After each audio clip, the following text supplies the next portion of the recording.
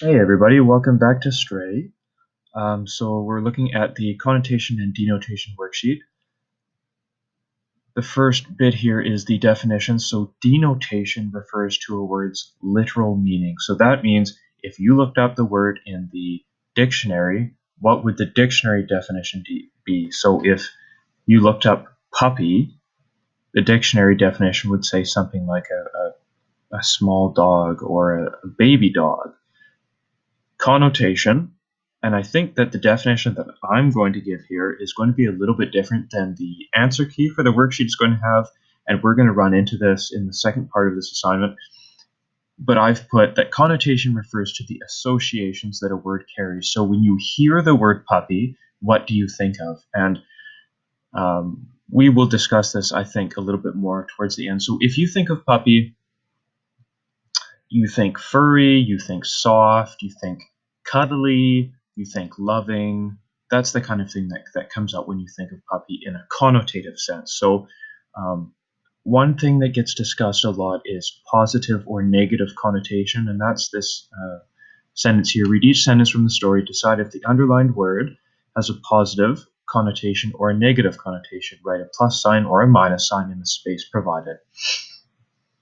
So a positive connotation is a word that when you hear it, you think of something positive, and then the negative is when you read it and you hear something negative. So he agreed to let it sleep in the basement while Mrs. Lacey grudgingly let Doris feed it table scraps. So grudgingly is kind of you do something but you don't want to do it. You do it with resistance, and of course that isn't a very positive thing. So here we're going to write negative.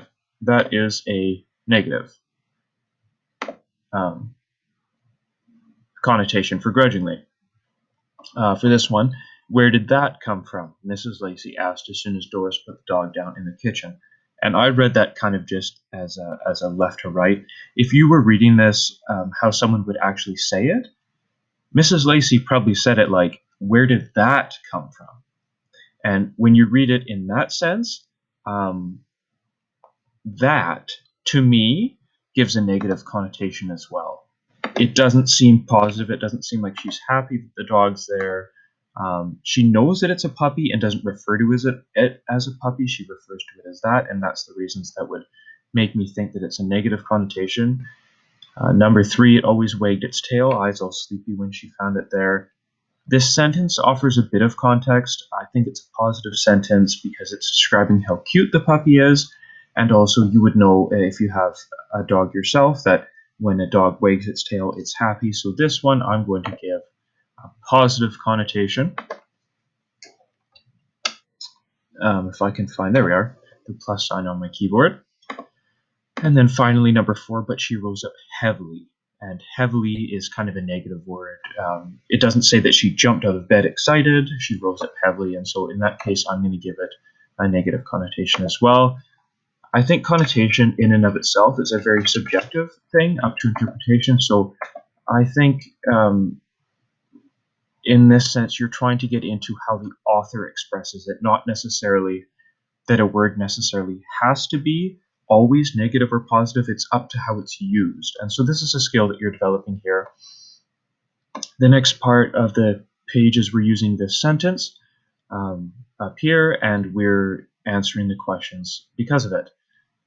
In Stray, the author uses specific vocabulary to make you feel a certain way while you read the story, of course, and that's just like what I was saying about the positive and negative connotations. In the sentence above, underline 2 words that the author uses to make you feel sorry for the puppy. So let's get my highlighter ready.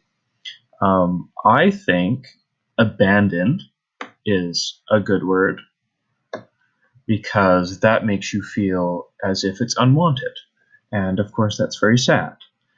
Shivering is one because it's cold. Tucked, I like that one because if it's scared, it's afraid. I think those are 3 words just out of the blue that I picked. Any 2 would be fine. There's probably more, but we'll leave it there for now. I'm running out of recording time, so I'm going to stop here. And in the next video, we'll do 6 and 7. And I'll also talk about why I don't like this assignment's definition of feeling. So I will see you in the next video.